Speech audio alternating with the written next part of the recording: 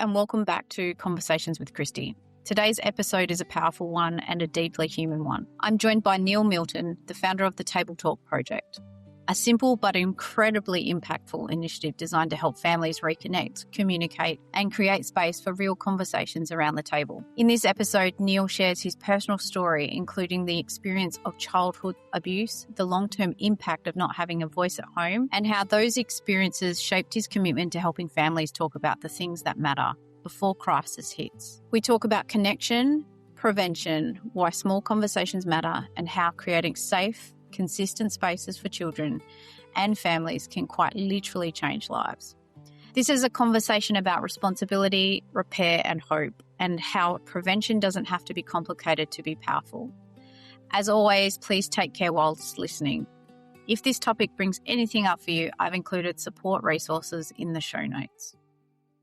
Hello, Neil. I'm so grateful to have you on my podcast. I was just telling you about how I've been meaning to reach out for so long to get you on here, and you're finally here.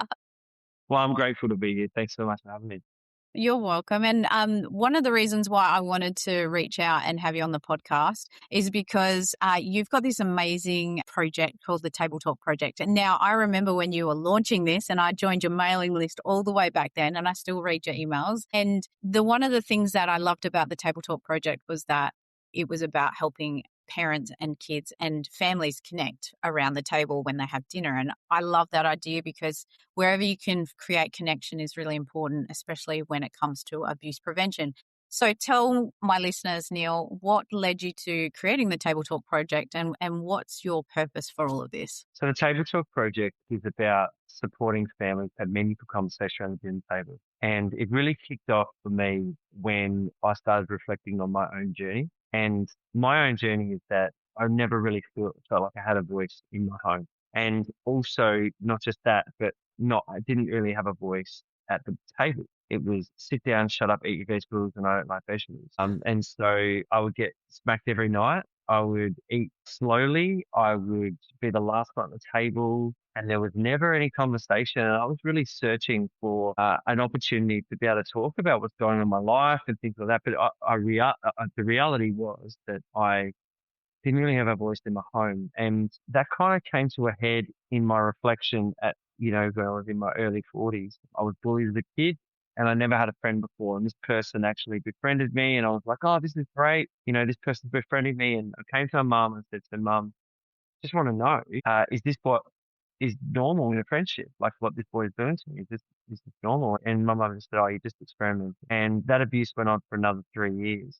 I never knew that it was abuse or anything like that. But what I hadn't realized is that now reflecting on it when I was in my early 40s, I actually recognized that was a contributing factor of realizing that I could never talk to my parents about things that mattered to me, that they'd be brushed off, that they'd be too busy for me, or that I never had a voice, and I could never talk about things. So I think in my mind, I programmed myself to never talk about things that were deep, and I was longing for an adult to talk with and to connect with and all that sort of stuff.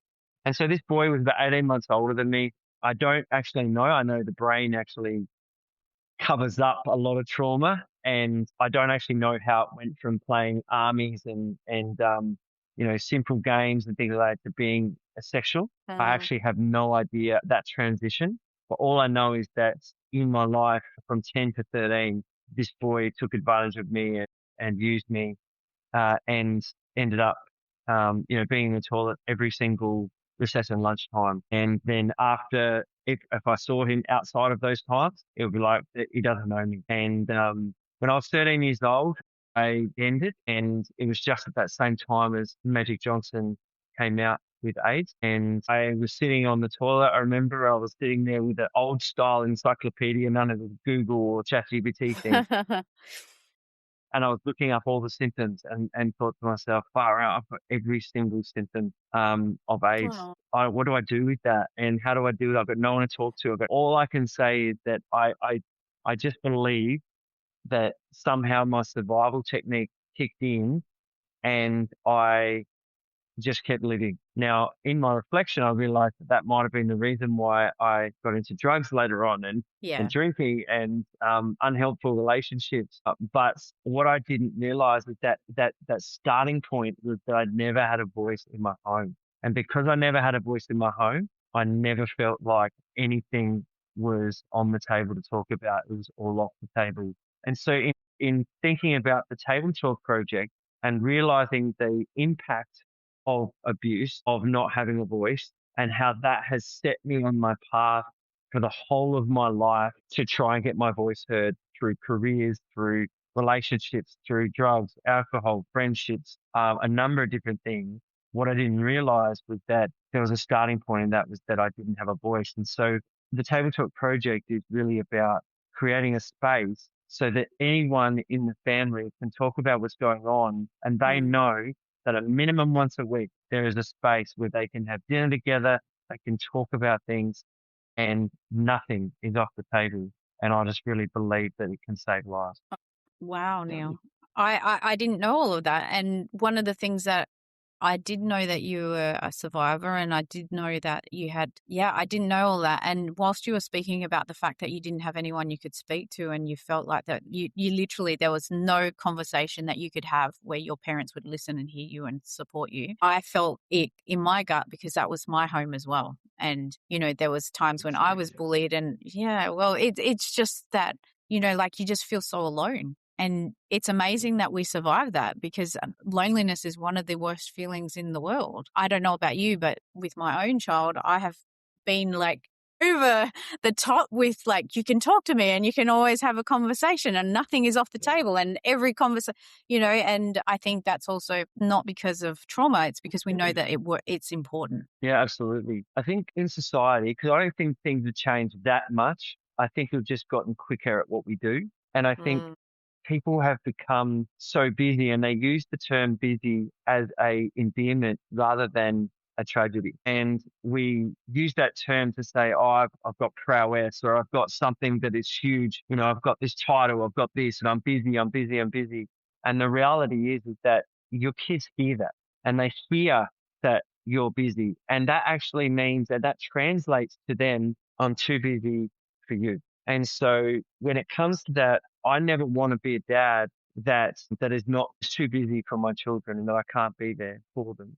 And I know that when I was in one particular career, I really invested in that career, and I think I made some really bad decisions with that. And when I got out of that, I realized that life is just so short, and our time that we have with our children is so short. And the best thing we can offer them is our time and our listening here. And I'm talking about like, having the phone and going, yes, dear, or yes, yeah, that kind of thing. It's not like that. And it's actually recognizing, being actively listening, and eye contact, and being there for them. It's funny, my birthday was a few days ago, and I got a card from my son who's 17 years old. And he wrote in this card, and he just said, I want to let you know that thank you for everything you're doing. I really appreciate it. I really appreciate our chats. And he said, like, I really see you as a mate. And I said to my wife, have I failed as a dad? Like, as a dad, do I want to be a mate? Like, that sort of stuff. And Kate said, actually, no, that's what you want to be. He's about to turn 18, and you've given him everything you've given him. You taught him what you taught him.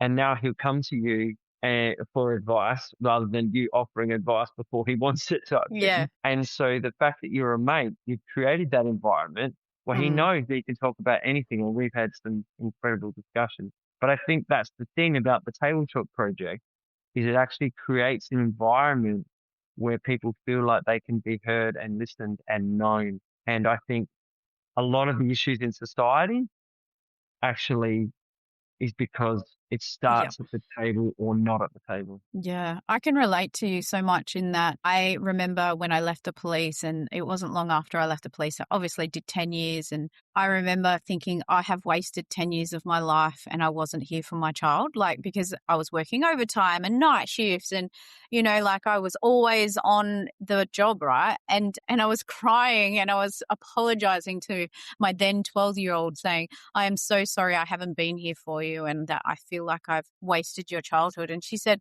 I don't know what you're talking about. You were always there when I needed you. Hmm. And I was like it literally was, for me, I felt like I'd wasted the time, right? But Yeah. where it mattered, obviously I was there. I was there when she needed me. I was there if she ever said she needed to talk. We had conversations in the car and at nighttime. And, we always, even when we leave the house now, we always say, and my daughter's not much older than your son. And, she said to me the other day, because, going through that transition into adulthood, it's a bit messy. And so she said to me the other day, you're the person I'll always ring when I need something or when I need to talk. And I'm like, okay, I haven't completely screwed this up. Yeah, absolutely. You create a safe environment, and that's such a beautiful thing. You should be so proud of yourself as a mom. You were doing the best with what you had, with what you could do at the time that you had to do it. And I think, that's such a beautiful thing because, you're putting food on the table, you're supporting it, all that sort of stuff. I think the thing is, and this is why at the start of the Table Talk project, we do like a 10-week program or a 5-week program, depending on what organization wants it. But we do a date night. And the reason why we do a date night is because, one, date nights are dead. Unfortunately, it's so sad to say that, but a lot of people, a lot of marriages, a lot of partners, they just don't have date nights. It's like, I don't have time, don't have money, don't have, the thought even that that's even important. And so what we value and what my wife and I, we have date nights all the time. And whether it's inexpensive or expensive, it doesn't matter. But we value that time because we know that the foundation of a healthy family is us. Yeah. And so what we're trying to do with the Table Talk project is to say, hey, you know what? Like, you guys matter the most. Like, yes, it's really important for you to have space for your children, but if you don't have space for yourself and you're not building relationships with yourself and you're not growing that relationship, then you're going to struggle to really build that family network and create time and space for them. And I think the thing is, what happens is that you might be married or you might be together or whatever it is, and you have a baby, and all of a sudden that you have another personality in there, and maybe they're quite needy, maybe they have a disability, maybe they've had some complications, and then all of a sudden it's like this kind of this split, if you like, because all the attention's going on the child, and understandably in some ways, but also to recognize that we've got to invest in that relationship and those date nights. And so what we do is at the start of that, or I run, date nights in the community as well for couples, but just to empower them to say, hey, you can actually cut out time just for yourselves. And then I teach them about the Table Talk project and how that works and how they can input that into their family. And I said to one particular couple, they said to me, oh, but I don't have kids. I can't use the Table Talk project. I said, here's the thing. What it does is it creates the environment so you guys carve out time. And then if you choose to add children into your life, you've already got that foundation. And that's why the Table Talk project, we want to focus on early learning, kinder and early primary school, because we know that if families start young with young children, the foundation's there so that when they're teenagers, they're not trying to get their kids out of their rooms with their devices for that minimum once a week. This is valuable to us. We make this a special time. Yeah. Everything you're saying is like, I'm thinking about my own childhood and also like what we have done in our family. And I mentioned, and people know who listen regularly, that my husband's got cancer and he's having time off work and stuff. And it was interesting because he used to work away. And when he came back and he was here permanently all the time, we started having every night we sat around the dinner table. Sometimes the TV's on in the background, but it's on mute because we want to talk to each other. And in actual fact, it was my daughter who was like, we don't need to listen to this. We need to talk. And I think it's because like in her early years, we, as the two of us, whilst my husband was away, we would sit together and talk. And so I think it's just an extension. I mean, it's what you get used to. It's what you expect of your partnerships and your relationships and the people around you is that, hey, everyone's phones are away. Everyone's like, we're just going to sit here, even if it's for 20 minutes whilst we eat a meal or half an hour whilst we eat a meal, and we're going to talk to each other. And sometimes it's hilarious and sometimes it's silly and sometimes it's serious. So that sort of has been a big theme in the last year as we sit around and have dinner together around a dinner table talking, and sometimes the TV because 2020's on in the background, you're just watching the score, but like it's not blaring at us. But when I was a kid, the news was on and no one was allowed to talk. Yeah, exactly.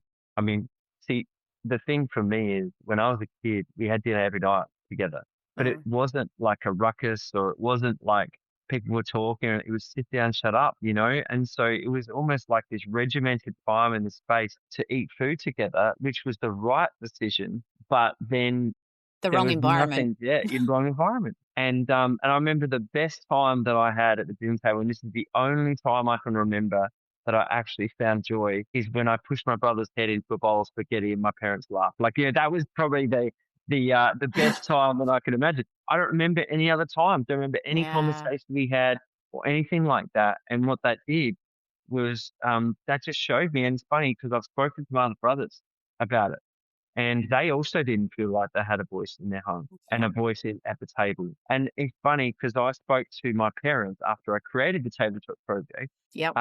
And I said, if you had this this walk through process of the Tabletop Project to help with meaningful conversations back then, would you have used it? And they said, yeah, I think we would. But because the thing is that with great knowledge comes that great responsibility, as Spider-Man says, and that sense of understanding and that education says we can do this better.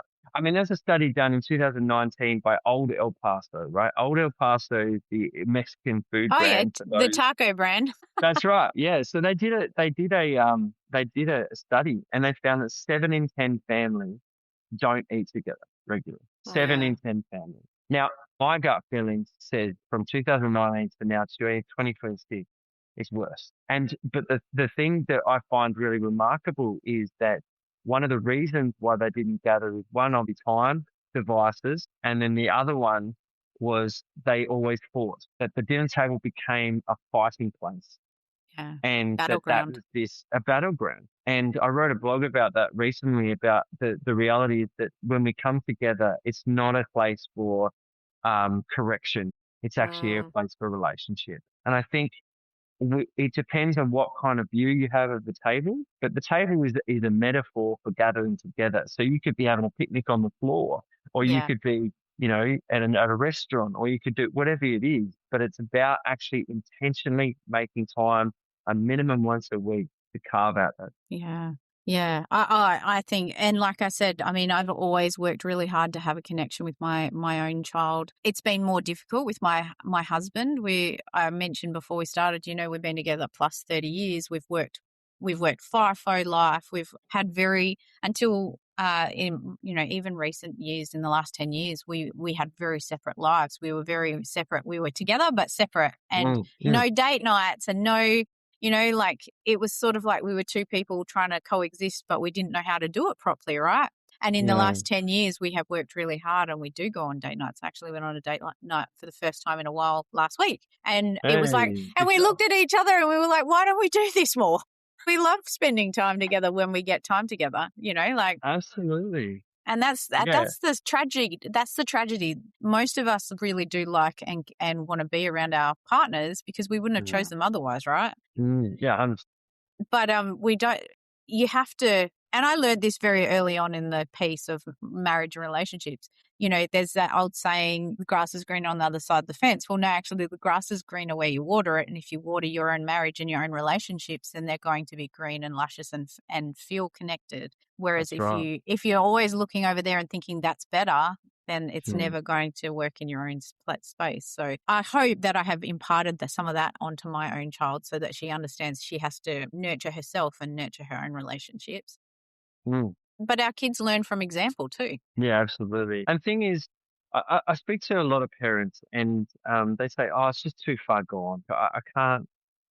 How is that possible? It's too hard." Yeah, no, but this is too hard. My relationship. Do you mind if I tell you a couple of stories? Sure. So there's one particular story that really sticks to me, and we were doing a 10-week program with an organisation that foster children. We did a 10-week program, and we traveled a long way to get there. And these people came a long way as well. And at the end of the 10-week program, we had like a sharing time of the impact of the Table Talk project on their family. And this woman got up and she said, honestly, this was the last straw.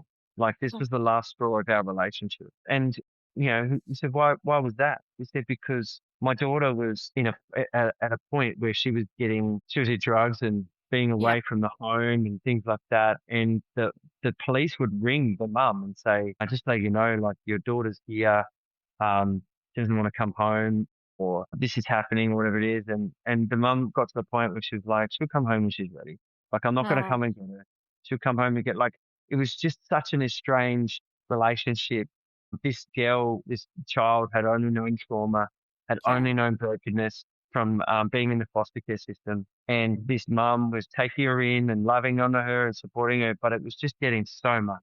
And maybe some of your listeners are experiencing that with teenagers. And the deal was that she thought this email came through the organisation and said, oh, we're going to do this. Would you like to attend? And it just so happened that it wasn't too far away. And they decided, yeah, we'd like to, I'll do it. And she spoke to her daughter and said, hey, you know, like, I know where we're at right now, but do you want to have a go at this? And they came along and they've been doing it. And after the 10 weeks, and she said, because this was our last straw, I'm just so thankful for the Table Talk project and how this has helped us to come back together. And on the night, and this breaks my heart, like I'm a little bit teary, to be honest with you, but she came up to her mum and was giving her hugs, was rubbing her back, you know, asked if she'd get her water or a drink or whatever it is, you know, and I think she was just blown away at that, you know, and that sort of thing. So that was really, really powerful. And that literally it's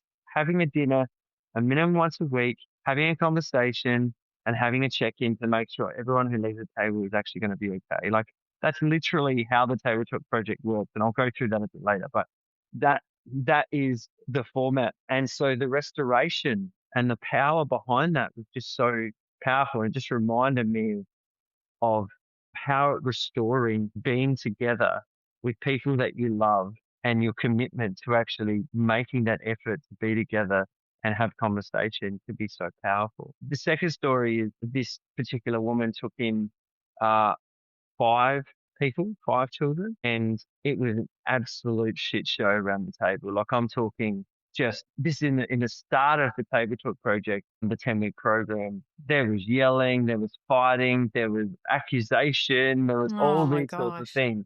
And it was just awful. And she was going to give up. And by about the 5th week, as they committed that minimum once a week, it started to settle down a little bit. And there was respect. And they had a conversation about what was respect and what was the important thing around what they're going to give for each other and those sort of things. Anyway, a teacher actually came up to the mum and said, what have you guys been doing the last 5 weeks? Like, what's been happening? Because your son has changed. Like, in the schoolyard, he stuck up for his sister when something was going on. And she was like, what do you mean? You know, oh, well, she was getting bullied and he stuck up, and it was just a really loving kind of moment. She said, all I've been doing the Table Talk project, we're just having dinner once a week together. That's it. And she just said, we'll keep doing it because we're seeing big changes in your son. And this is a son that was, you know, like almost on the verge of being kicked out of school and, you know, those sorts of things. It's just a couple of stories of how just something so simple, a pastime that has been lost, can be brought back, and we can see huge things and powerful things. I think definitely a pastime of sitting around the table and conversing with each other. I just don't think it was done in the way that we are trying to do it now. Like, I agree.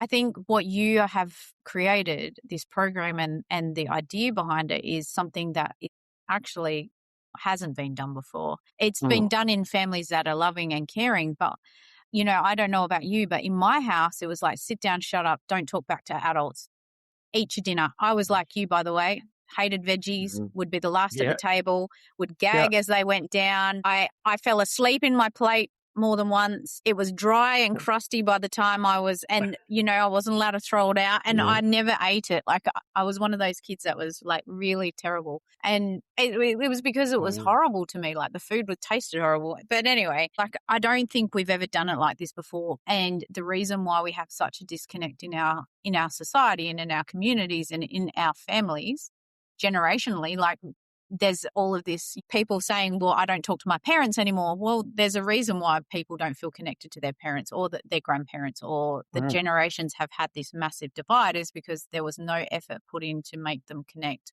or to understand them where they're at or to listen. Yeah, that's exactly right. And I think there's an organization over in America called the Family Dinner Project, and they've got 20 years of research at a Harvard Medical School of the benefits of eating together. And I'll share just a couple of things. If you think about this, right, when you were a first time mum and you went to your pediatrician or, those that really helped you breastfeeding and sleeping and all those different things, I promise you, not once did you hear you need to have dinner together with your family, right? Never once, right? But the statistics actually said, I bet you heard that you should read to your kids at night, right? Yes. And the importance of this. But the reality is that the statistics actually say it's more beneficial to eat together as a family for children than it is to read to your kids at night. It's more better from an educational perspective. Now, I nearly fell off my chair when I first read that. And then I realized that actually that's so true, because, when you're reading a book, it can be really monotone, or even if you're exciting, it's still like regimented type behavior. Whereas in a eating dinner environment, you've got different personalities, you've got different people, you've got different tones, you've got different words that are being spoken, you're hearing different stories, all that sort of stuff. And so they find that more beneficial. The other thing is that they found a reduction in eating disorders and drug addiction and alcoholism. They found that it improved mental health and well-being. That was off the charts. And they also found the impact as well was that more healthy eating. So they actually ate healthier when they ate together rather than, Macca's or KFC or pizza or whatever. And so the benefits of eating together at the table outweigh the of not actually doing it, So I think the thing is, there is so much more power in doing it and making the time and starting somewhere than not actually doing it. And I think the thing is, for me, is that about 5 years ago, when my daughter was quite small, she's 14 now, she actually used to say, okay, guys, I'm going to run it tonight. I'm going to use the web app. I'm going to do this, and she would kick the buttons and things like that. And we would listen and we would share and we'll do that. And that's just been a real powerful thing that we do. And I guess from a personal perspective, it was at the dinner table through these tabletop times that my daughter shared that she'd be bullied at school, that she felt the space to be able to share that she'd be bullied at school. We then had to intervene in that situation with the school, and she was able to be helped, and now she's got a really great group of friends. It was also at the dinner table where my son, who has a mild intellectual disability, when he was younger, shared that he had been sexually abused by another child on the bus. And it was there that we needed to intervene and try to teach the school that it's not okay to put that perpetrator back on the same bus and all those sort of things. But it was at the dinner table where they felt comfortable enough to say, actually, there is something I need to share. And I'm not saying that we're not available all the time, that they can tell us any time, but to have a designated time, it would be really, really powerful. And that's what's really helped our family. Yeah. And all of those stories, even, and first of all, sorry about your sons, like, that's tragic. And especially, I'd imagine that would have brought some stuff up for you as well when it happened. Like, I talk about this a lot in the podcast, that, our own trauma often comes up when our children are at the age we were abused, and or even the moment they're born, you don't remember anything, and all of a sudden all of these memories come up. That happens a lot. And but the thing is that you never had anyone to talk to. It was minimized, justified, down, but you didn't do that because you had tools in your tool belt to go, hey, mate, like that's, not okay, not appropriate. We're going to help you here. And itself is so powerful because your son isn't left with the ongoing harm that goes on when something isn't being done about it. Pediatricians and nurses, they don't say it's really important to sit down and have a meal with your child. I think if we did say that, if it was something that we normalized in our society, we'd have a lot more connected families. And I know, like you said at the very beginning, families are very busy, parents have to work, things like that. But if you only show up once a week for that dinner and you give it your all in that moment, then, we're not asking, no one's asking you to give 100%. That's impossible. And, parents try our best all the time, but it's just in that moment, that's what you have to give to your kids. So tell us a bit more about the project. So I'm really intrigued. So you've got a 5-week and a 10-week program, plus I get all the newsletters, by the way. So tell me about the project and how it works, or what's the theory behind the program? Yeah, absolutely. I'd love to share this. Basically, the tabletop project is a menu, if you like, a menu where it helps facilitate these conversations. We designed a web app, which is if you go to thetabletalkproject.org, you go to and you click on a big button that says back at the table. You'll be taken to this web app, and this is the place we're encouraging families to come a minimum once a week.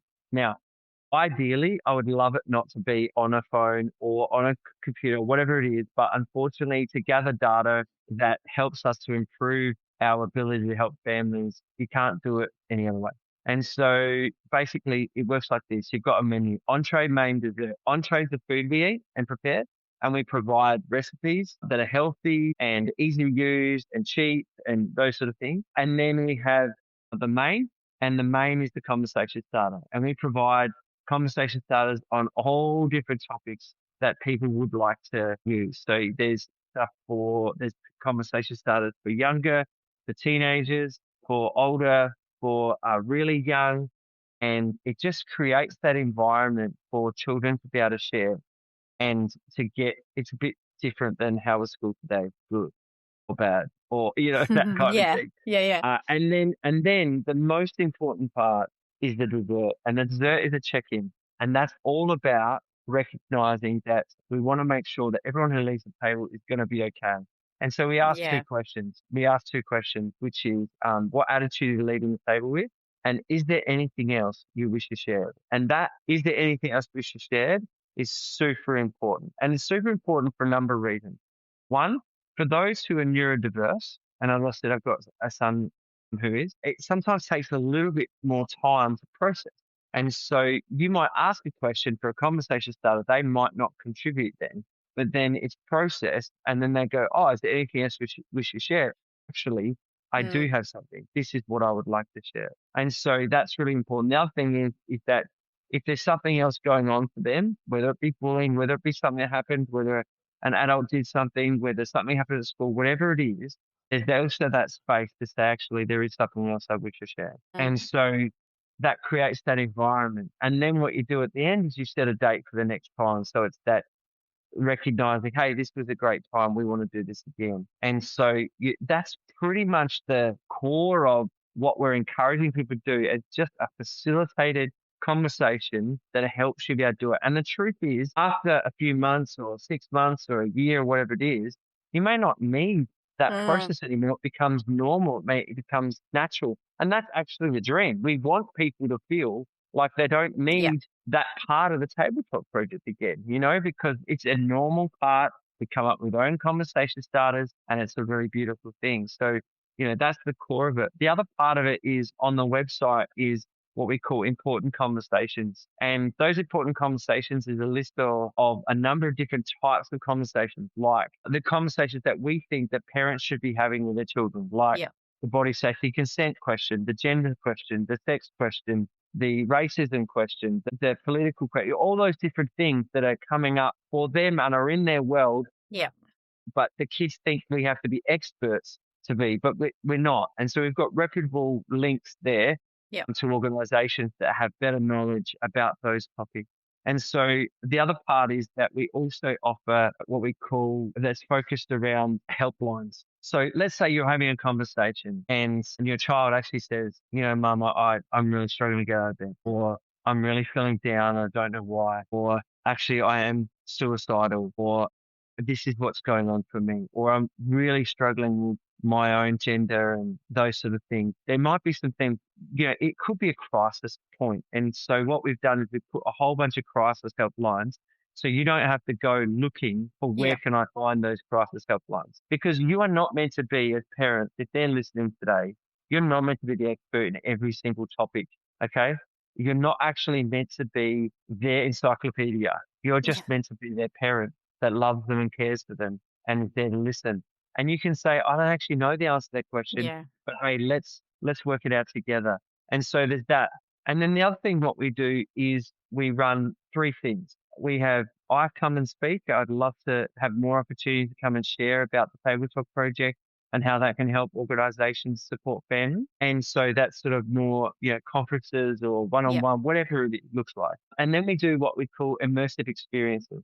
And so the organization would invite me to come in. They would provide some food as the entree, if you like. Yeah. And then I would basically facilitate that day or that evening or that morning or that lunchtime and help them have an experience. So I walk through the story of the Table Talk project, and then we get into the experience of the entree, main, dessert. And it's very interactive. It's very connecting. And people can walk away so they can go back to their family or the families they're working with some tools to help them. And then we have the 10-week program. The 10-week program, we work with early learning, kinder, early primary school, high school, all different organizations. And what we do is the organization identifies a bunch of families that choose to commit 10 weeks. And that 10 weeks is broken up into 3 3-course dinners, which the organization provides. And I run all those days, all those nights. And basically you have a date night for the initial 3-course meal. This is what the project's about. This is what it is. They get an experience without the children present, ideally. Sometimes that doesn't work like that, but that's what we want. And then we have a halfway point. So in between that, they're going home and they're just having a meal, a minimum once a week. That's it. A meal once a week for 5 weeks. Then at 5 weeks, it's a halfway point. And that halfway point is an opportunity for them to bring their families, to engage together, post-it notes, there's questions, there's a whole bunch of different things that engage them to go, hey, what's this experience like? And then the 10th week is a celebration, doing the same sort of things, but then it's an open discussion around what was this like? How did it impact? How did it help? How did it support? And then basically at the end of that, I developed quite an extensive report for the organisation to take back to their board to say, look at the impact.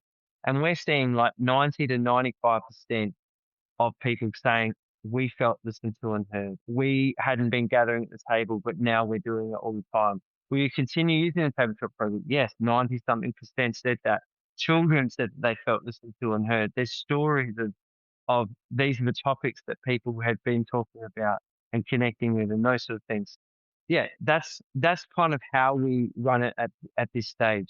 I'd like to develop the web app to be even more effective, but obviously that's funding. Yes, so your listeners want to invest in the Table Talk project, and that would be really great to make it more intuitive and more effective. While you were talking about the 10-week program and just all of these things, I was just thinking, wow, imagine if schools invested in that program for their community and parents got it, it just, everyone's screaming out for, even parents are screaming out to feel more connected, right? And everyone's screaming out for help and for support, and something so simple is like, I think this is a really important part of what people could be doing. And I was thinking so many schools and like all of the things. So I'm really keen to like promote you as much as possible, promote the Table Talk project as much as possible, because I'm just thinking, wow, there's just so much that could be achieved. And like you said, in the story with the young woman or a person who was,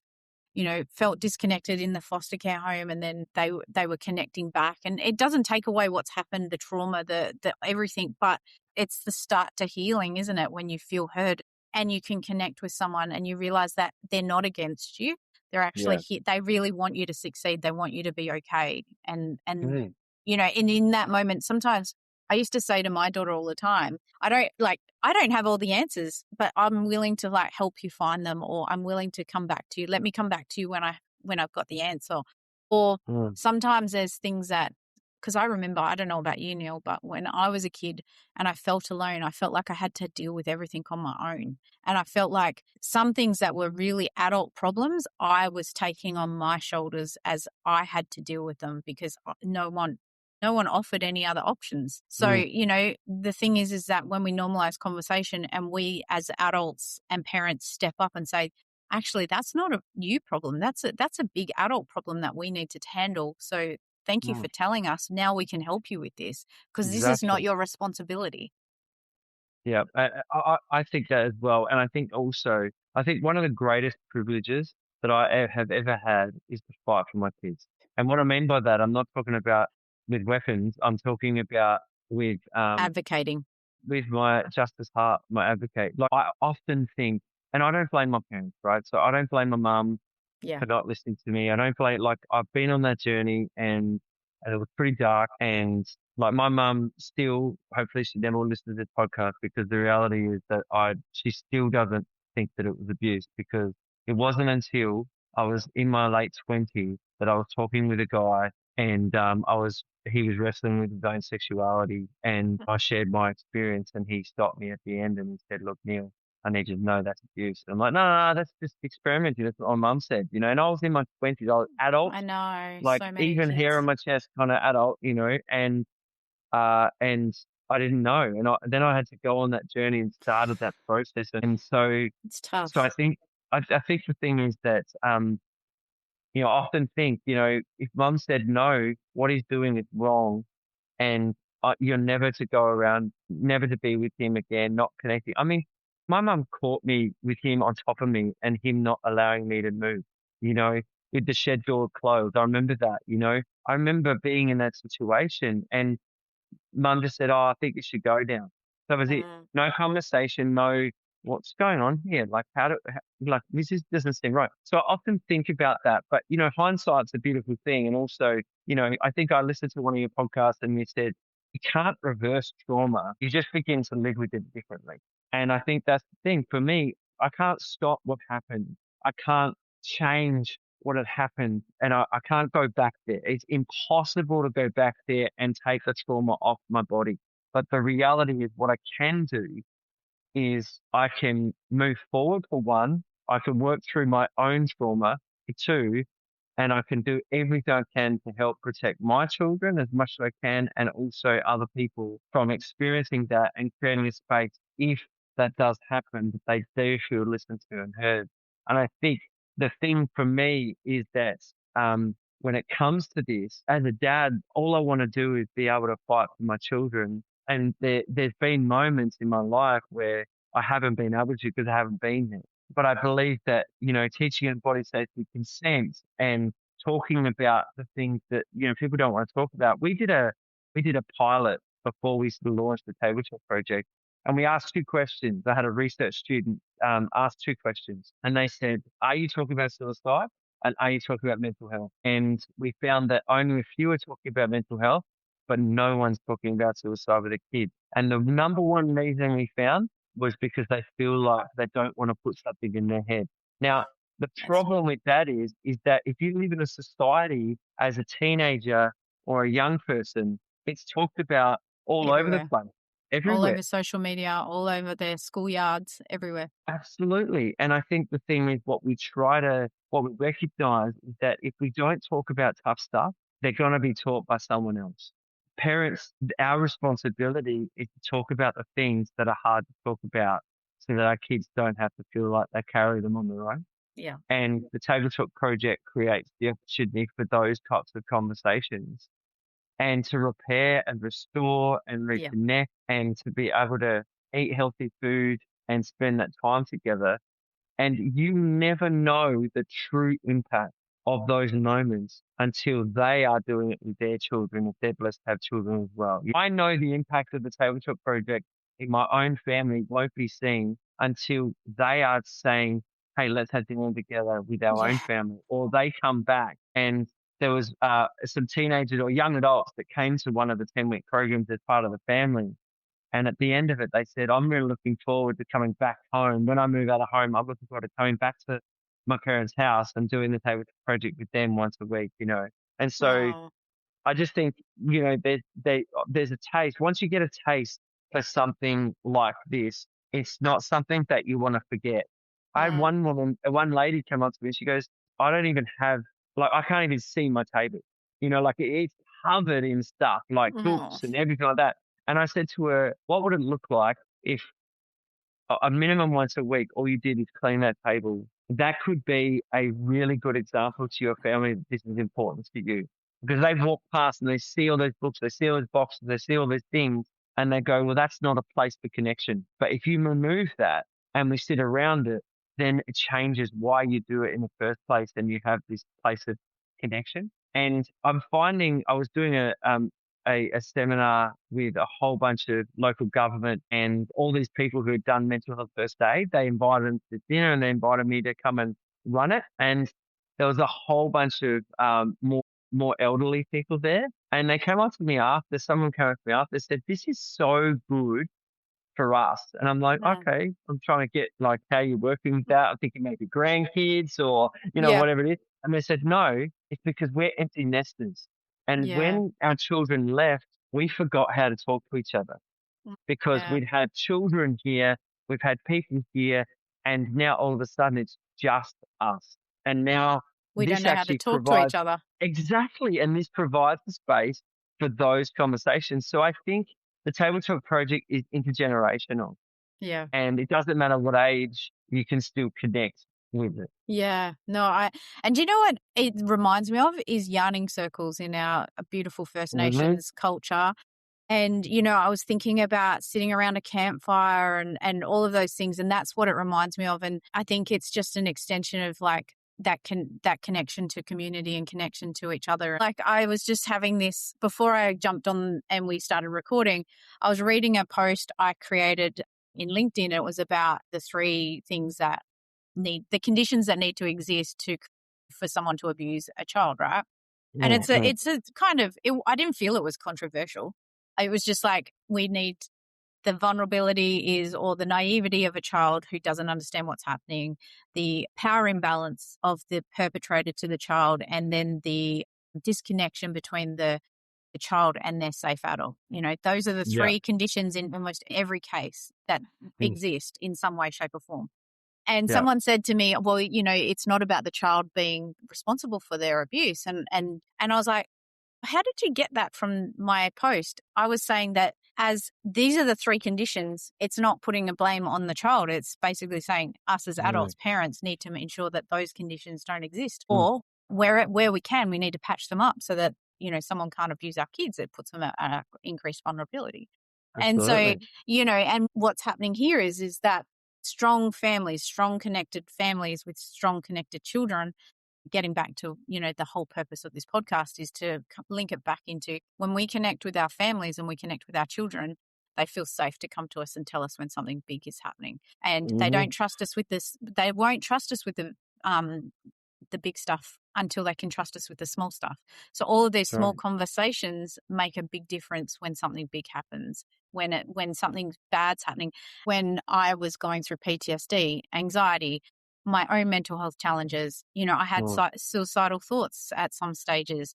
I Mm. felt like I couldn't talk to anyone about those things, even though Yeah. my family is there and it's not something you talk to a child about, but my husband, I didn't think I could talk to him about them back then. And he regrets a lot. Like it's been 6 years now, but he regrets a lot because he was working away and he just left me thinking I was fine. Yet Yeah. I was in this, mental health hell, that hellscape that I was like literally sitting there with water above my head and bobbing up and down, trying to be a parent, trying to survive, trying to go through all of that. And there's a lot of parents out there who think that they can't tell someone that they're struggling. Absolutely. And I wrote a podcast about that as well that was basically about how loneliness exists in the home, Yeah, in that big parents time. feel like they are alone. And it sounds like you were in a situation where you felt alone, even though you had support around, but you were alone in your thoughts, alone in Yeah. your mind, alone in what was going on. And I think I think that's how a lot of children feel. It's not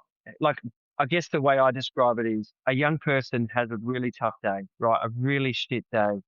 And they come home and they have an environment where they feel listened to and heard, that nothing's off the table, and they can share about what's going on, right? Now, that's their parents go, we're here to support you. We're here to love you. What would it look like for us to help you in this day or whatever it is? And you know what? It becomes a shit day that they often will not forget, will not remember, and they get up the next day and they go to school, they go work out, all parents intervene or whatever it is. But let's just retract that for a second. What about if that same child had the same kind of shit day and came home and they didn't have that environment, that their parents were too busy to listen or non-existent or working away or whatever it is, and they had to then deal with what they're dealing with on their own. And now let's say they haven't been taught how to be resilient. They hadn't been taught how to do those things. The statistics would say that could be the last day they live and they could actually end their life. And I heard a study a long time ago, and they said young people who suicide actually don't want to die. They just want their voice heard, or they just want the pain to stop, or they just want the bad day to end. Now let's just bring it back to what we were talking about before. If you intervene in that moment, if you intervene in that time where you say, actually, I'm here, I'm here to listen, I'm here to hear you. You might be having the shittest day. And look, this is super close to home for me because last year, for the first 6 months of our year, my son was on suicide watch, and he was going some really, really tough times. And honestly, it was absolutely fucking awful and really hard. And I'm just so glad that we were able to keep him alive but locking up knives in padlocks and all that sort of stuff. Just doing what you had to do. It was just horrific. It's just trying to keep him alive. And I think the thing is, the one thing that was consistent was that he knew that he could talk about anything. So we knew everything was going on for him. And it just got too much. One day he was walking down the road and he sat down and he was going to end his life at the end of our street. And the neighbor drove in and didn't know at that time that she would save his life. And she did. She saved his life. And from that day, we started working through some stuff, and then he was able to get some help and support. But the one consistent thing was that he knew that we were there for him and that we love him and we care about him. And we can't stop the voices. We can't stop all that stuff. But what we can do is we can be there to support him through that. And so, that's probably a great place to end, because the Table Talk Project really is about supporting families to have those meaningful conversations that hopefully give children the hope that we know that they deserve. Yeah, definitely. And I agree. I mean, I've been in your shoes as well with my child, and I haven't talked a lot about that. But, as parents who deeply love and care for our kids, and we just want what's better for them, and we don't want what we had, that is why these programs and these projects are so important. And it's such a simplified version of, like, you don't have to have a degree you've done all the work for them. So tell everyone how to find you and how to find the project and how to get it into their own homes if they want to. Yeah, you just have to head to thetabletalkproject.org and you'll get all the information there. On our socials, it's the Table Talk Project, and that's Facebook or Instagram, so you can find us anywhere from there. And I'd love to have a conversation. Yeah, and you're good at it. You make people feel good. And I'm so grateful. I will be sharing all of the links in the show notes so that people can find you easily. I think this conversation, we could have multiple different layers to this. I think any school or any organization that is looking for a way to connect their families and their people needs to have a chat with you, Neil. Thank you so much for being here, for finally jumping on my podcast. And 2026 is the year of change. I feel it's very much, we're going to connect back to our roots and to our families. Oh, that'd be so good. Thanks so much for having me. Appreciate it. You're welcome. Before you head back into your day, I want to invite you to just pause for a moment. Take a breath, notice where you're sitting, and remind yourself that conversations like this can stir a lot, especially if parts of today's episode touched on your own experiences or your own worries as a parent. If anything came up for you whilst listening, please know you're not alone and support is available. I've included help and support resources in the show notes if you need them or if someone you love might. And if you're listening as a parent, I want to gently remind you that you don't need to have all the answers. Showing up, listening, and staying connected matters more than getting it perfect. Thank you so much for being here and taking the time to sit with a conversation like this. Take care of yourself, and I'll see you next time.